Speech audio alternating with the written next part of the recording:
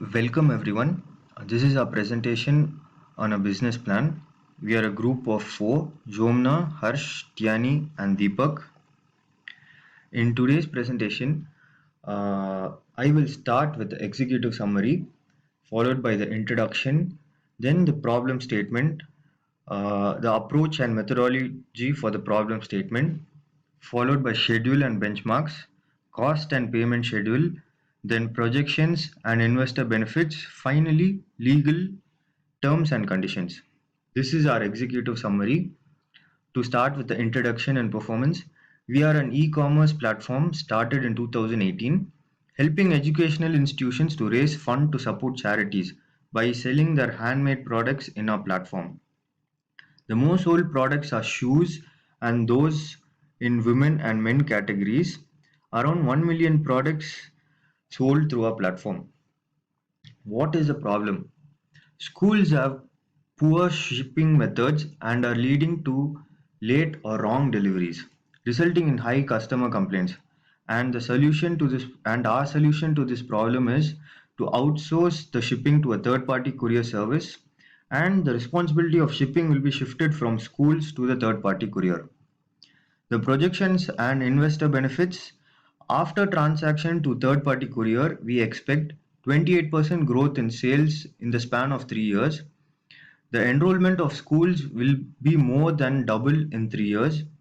And finally, for investors, income tax savings and more publicity about their support for good causes. A quick overview on charities. There are 14,800 public schools in Canada. How have schools helped charity? 99% and 87% of elementary and secondary schools report fundraising respectively. Almost 25% of elementary schools raise $20,000 or more. Various fundraising activities like pizza lunches, book fairs, and holiday gift sales are held. The money raised is then used to support charities, fund school trips, purchase new technology, establish student scholarships, etc. Our project will help low poverty schools and high poverty schools evenly. The products made by children are clothing, decor, music, art, and digital art. How the fundraising is done by schools. Fundraising events are held in school premises targeting the local community. The money collected is then used for charity. At the beginning, we did a survey. This survey helped us a lot. It gave us the confidence to start School Bazaar.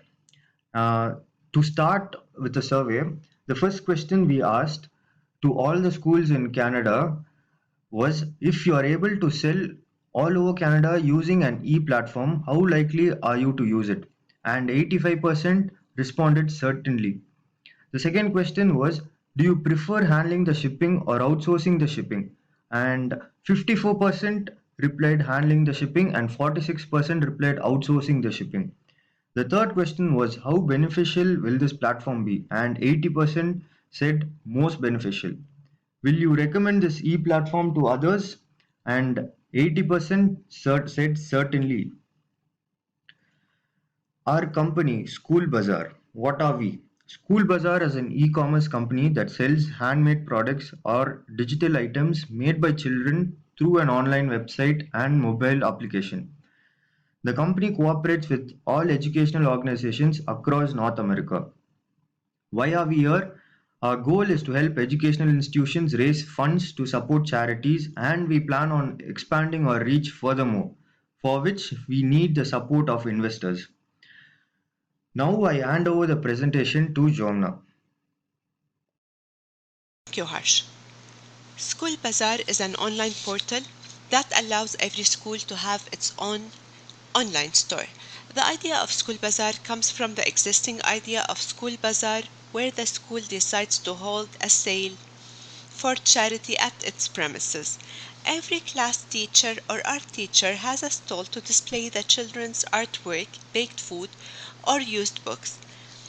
The online portal is available at schoolbazaar.com. Every school has an online access. In the online access, you can see the dashboard and the school can manage its analytics to view its products, its orders, its revenue, etc. In the same time, the school can manage its stocks and also benefit from the charts which are available in the dashboard. This application or mobile web application is also available as a mobile application that runs on both Android and iOS. To do our analysis, we have selected a data set on Data World. It's called NewSheet, has 9 flat sheets that displays the prices of each product or the sold items along with its prices for each product like accessories, bags, beauty, etc. For the manipulation of our data, we have saved them under this naming convention, data underscore 1, 2, 3, 4, etc. To do our analysis, we have used Jupyter Notebook and we have run into two main steps, which are data manipulation or data cleaning and data visualization. We have loaded the libraries first. We have read the data sets like data.star.csv into a data set variable. Then we have looped into this data set in the body. We have extracted each data set and we have saved data.currentprice for each product in a data frame and send it to our pieces of code, which are the functions that will check nulls, outliers, and um, and also calculate the minimum, maximum, average, and sum. For that, we have predefined these lists that will hold these prices in an array. So here, the first function is to check the null. The second function is to remove the outlier.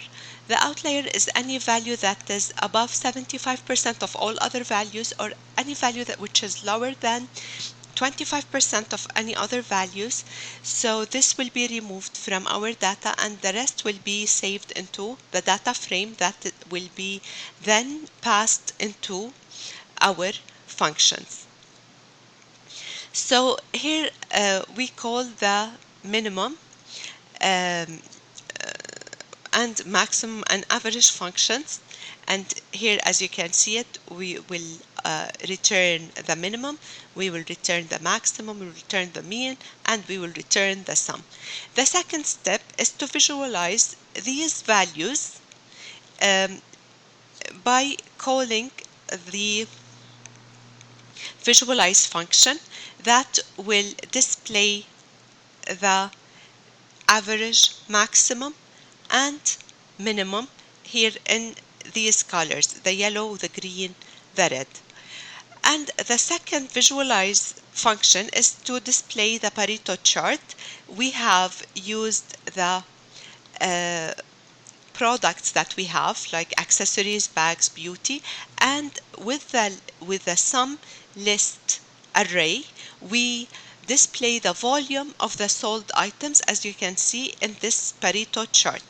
And we can find that the highest sold items are shoes, women, and men. For the highest average and highest maximum, we can see that accessories and men products are the highest, and also here the highest average is for jewelry. The highest minimum is for the men items and the accessories. Now let's move to the problem part. We think the major problem for our business is how to manage school charities, especially under the situation with COVID. According to Image Canada, 68% of organizations saw a decline in donations. During these troubled times, with the pandemic and the shrinking of transportation ability, charities need support more than ever. For school charity, the biggest problem should be the immature supply chain. School charities now are struggling to manage deliveries to customers. Orders delay and wrong delivery continuously occur. As a result, there are large numbers of complaints from customers. Moreover, School Bazaar believe everyone has the ability to do charity. Everyone can do something for others. However, families with low income may have a hard time to do charity.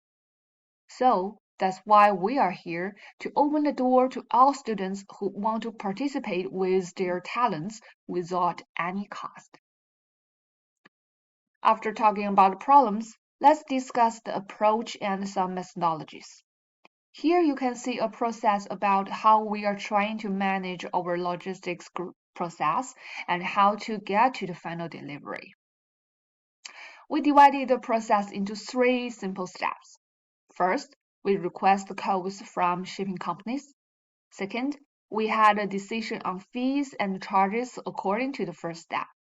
Third, we offered the price to a third-party delivery company to finish the shipping. We decided to use third-party shipping because not only the shipping company is professional with the whole process, but also it can save time for us to focus on what we are professional about. For example, we don't need to run a delivery department and also can save the money for our investors. One thing here, if any shipping companies are interested about investing us, we welcome you at this moment. Now let's move into the detail.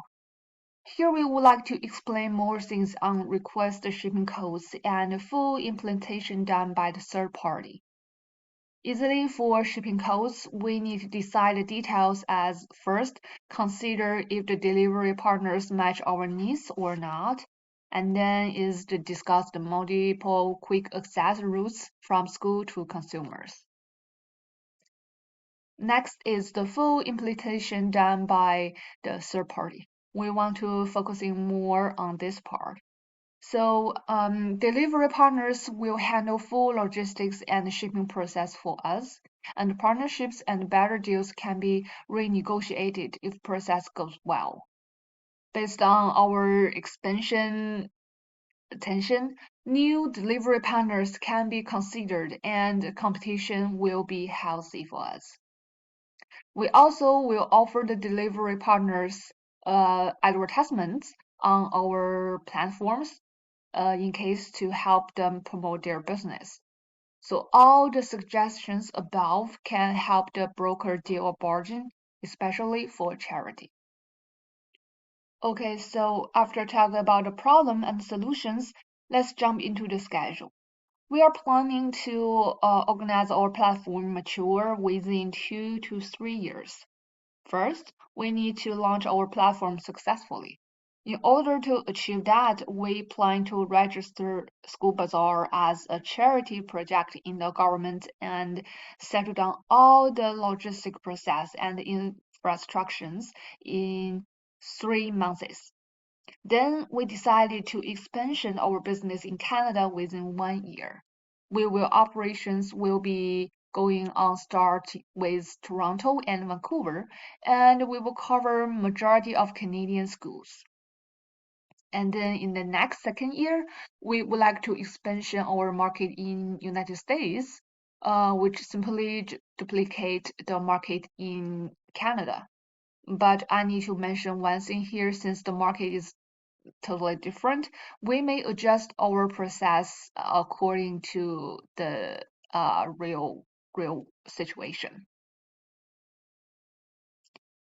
And finally, our final goal is to cover our business worldwide.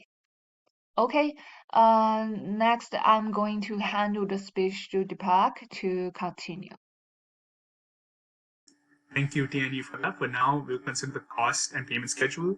We're looking at the cost of the development would be roughly around 800K. We've considered different delivery partners and come to a rough estimation.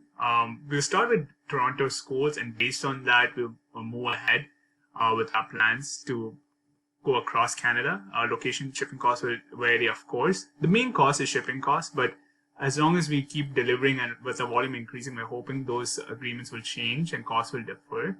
We're also hoping that this doesn't have to be a straight cost partnership. We're hoping that maybe the shipping partner might sponsor us and we can promote them on our web portal and let them know that we couldn't do it without them. So it could be a marketing sort of level for them that new customers will be interested in their ways of helping the community. Or we can get some other new company or partner to help us support as well. So this is a projections dashboard. I'm actually going to go to the Power BI file and go through one by one. So this is our projections dashboard basically. This is our start year from 2018 and this is our projections by 2024. This is in terms of turnover as well. So we're looking from 2018, you can see there's been a natural growth, quite decent from 0.1 to 0.27 billion. But there's been a big drop off from 0.27 to 0.25 billion in 2021. This is mainly because deliveries have not been up to par and customers have not been receiving it and schools have not been delivering it. So we're hoping to change that. Even in terms of our customer satisfaction bar chart, you can see that 2021, it's been a fall from 8.1 to 6.2. Our schools as well, we've noticed from schools have been enrolled quite recently, but in terms of 2021, the drop off from 7.4 to 7K, there has been a little bit of a drop off. So we're hoping to change that from 2021 with the new delivery partner. Hopefully shipment will be accordingly sorted and there will be no delays in delivery. So we're hoping from 0.25, we're hoping around 2024 we can get what I calculate is a 28% growth. So for the next 3 years we'll have 28% growth rate. We're hoping for enrolled schools to be much more aligned and willing to participate because of the shipping already sorted. So we're looking from 2021 7K to double it to around 15K by 2024. Which is quite high. And now we're looking in just terms of location and province. As you can see, there's a turnover by province. It's quite even, to be honest. It's around 7% for each. We're hoping to reach, honestly, as many people as we can. So we're not considering favoring one province over the other. That is the idea. We want to be diverse. And here's a map location as well. Roughly, you can see how much turnover per province we will reach. So these are the basic main insights we have from our business plan. And also we can filter based on year. For example, we can have 2021 what the turnover will be, what is the turnover by province, etc. We can also 2024 as well. So that is the main insights and the usefulness of our dashboard. Now let's move ahead to what the investors will get out of it. So we're looking for investors that will be able to not just look at the profit level, but also in terms of supporting the community, especially during these times with COVID and that unfortunate Trans-Canada Highway collapse incident. There are lots of those in need in terms of essential goods and so etc. So we're trying to act as the intermediary between those who can provide and those who really need it. And we think an investor can really help support that as well. It may not benefit them in terms of financially, but it helps support their public image. I think it will really be improved. We'll help let everyone know that without their support, we wouldn't be able to do what we did.